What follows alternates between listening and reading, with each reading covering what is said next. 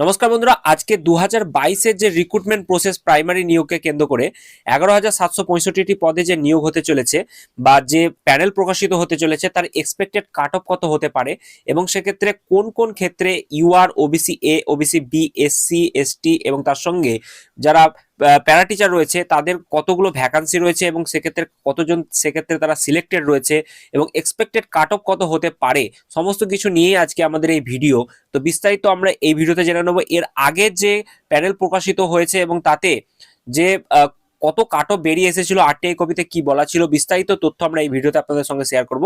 তাই প্রথম থেকে শেষ পর্যন্ত ভিডিওটি আপনাদেরকে দেখার জন্য অনুরোধ। তার আগে বলি বন্ধুরা, আপনারা যারা আমাদের চ্যানেলের সাথে যুক্ত আছেন তারা জানেনই এই চ্যানেলের প্রত্যেকটা ভিডিও কিন্তু দরকারি। তাই কেউ এখনো যদি আমাদের চ্যানেলটা সাবস্ক্রাইব করে না থাকেন তাহলে অবশ্যই আমাদের চ্যানেলটা সাবস্ক্রাইব করতে ভুলবেন না এবং পাশে থাকা বেল আইকনটি ক্লিক করে দেবেন যাতে নতুন আপডেট আসলে আপনার ফোনে পৌঁছে দিতে পারে। আমরা এই চ্যানেলে কিন্তু প্রত্যেকদিন নতুন নতুন লেটেস্ট আপডেট নিয়ে আসছি সরকারি এবং চাকরি রিলেটেড। তো তার জন্য অবশ্যই আমাদের চ্যানেলটা সাবস্ক্রাইব করে দেবেন এবং পাশে থাকা বেল আইকনটি ক্লিক করে অল নোটিফিকেশন করে দেবেন বন্ধুরা।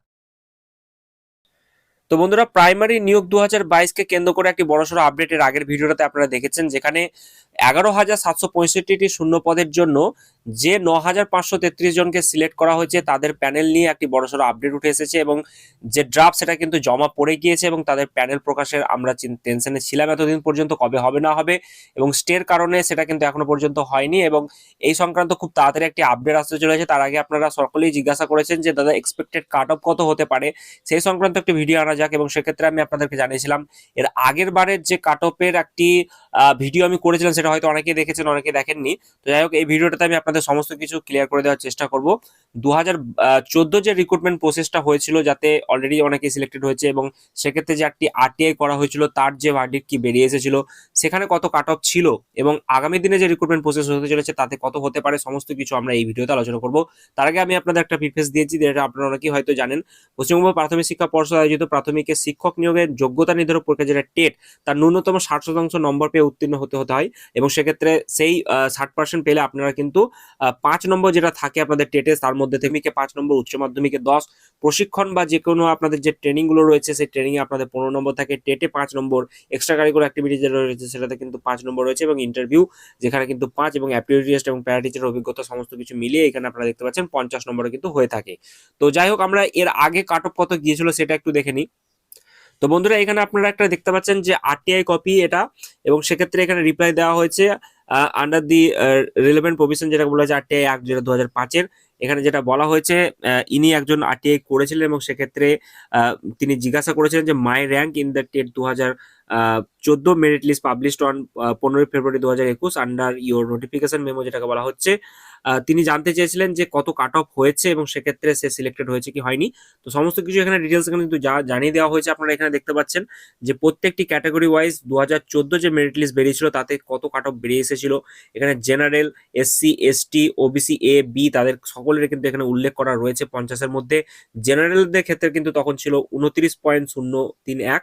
তারপরে দেখতে পাচ্ছেন এসসিদের ক্ষেত্রে 25.886। তারপর দেখতে পাচ্ছেন যে এসটিদের ক্ষেত্রে কিন্তু এরকম ভাবে সমস্ত কিছু ডিটেলসটা দেওয়া রয়েছে, ওবিসি এ, বি।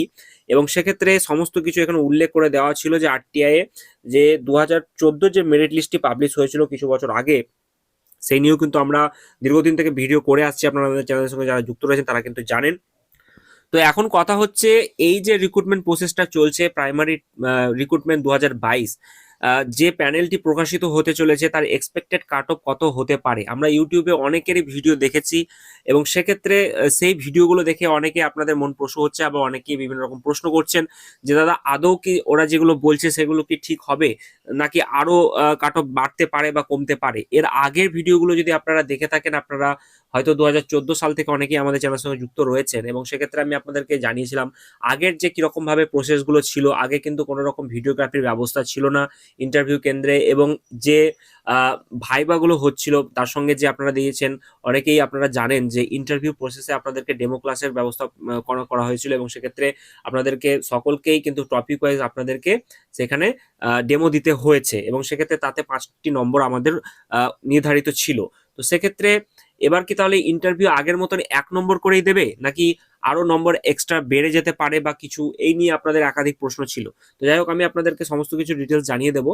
তো আপনারা জানেন যে এই যে 11,765টি পদ রয়েছে, তার মধ্যে জেনারেলদের জন্য প্রায় 5,000-এর মতো পদ রয়েছে। ওবিসি এ বি তাদের জন্য প্রায় 1700খানা পদ কিন্তু রয়েছে। এসসিদের জন্য 2162খানা পদ রয়েছে, এবং যারা প্যারা টিচার রয়েছে তাদের জন্য নির্ধারিত 319টি পদ রয়েছে। টোটাল 11,765, এবং তার মধ্যে থেকে ইউআরদের জন্য যারা সিলেক্টেড ক্যান্ডিডেট রয়েছেন তারা হচ্ছেন কিন্তু শুধুমাত্র 3600 5,000-এর মধ্যে, এবং ওবিসি এ বি মিলিয়ে প্রায় 3700 মতো কিন্তু রয়েছে। এসসি এসটি মিলিয়ে প্রায় কিন্তু 2600 মতন কিন্তু রয়েছে।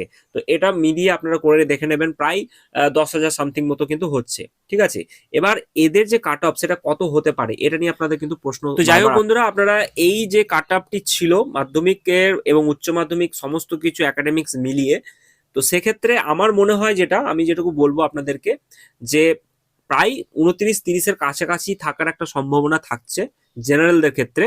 সেটা কিন্তু কম বেশি হতে পারে। তবে আমি এটুকু বলে রাখি, যারা এসসি এসটি ওবিসি আছে তাদের কাট অফটি কিন্তু এখান থেকে 2-1 নম্বর কম বেশি হতে পারে।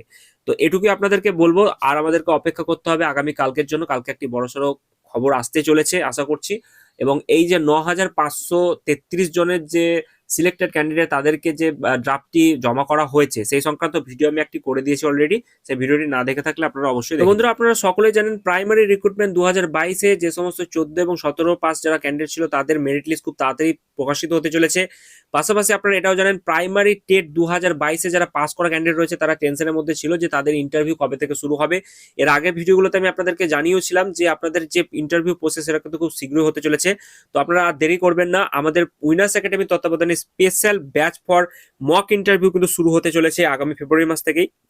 তো টেট পাস ছাত্রছাত্রী যারা রয়েছে তাদের উদ্দেশ্যে একটি বার্তা, মক ইন্টারভিউ এবং ডেমনস্ট্রেশন ক্লাসের ব্যবস্থা কিন্তু আপনারা বাড়িতে বসেই করতে পারবেন। আমাদের এখানে অনলাইন এবং অফলাইনে দুটি ব্যাচ কিন্তু শুরু হয়ে গিয়েছে। যারা আসন্ন টেট মক ইন্টারভিউ দিতে ইচ্ছুক তারা অতি সত্ত্বর যোগাযোগ করুন উপরে দেওয়া নম্বরগুলিতে, অথবা হোয়াটসঅ্যাপে গ্রুপের লিঙ্ক কিন্তু নিচে দেওয়া থাকছে, সেখান থেকে গিয়ে আপনারা অতি অল্প খরচে আপনারা কিন্তু বাড়িতে বসে মক ইন্টারভিউ এবং ডেমনস্ট্রেশন ক্লাসের ব্যবস্থা আপনারা নিতে পারবেন। তাই দেরি না করে যারা পাস করা ক্যান্ডিডেট রয়েছেন তারা অবশ্যই অতি সত্ত্বর যোগাযোগ করুন এবং স্পেশাল মক ইন্টারভিউ ব্যাচের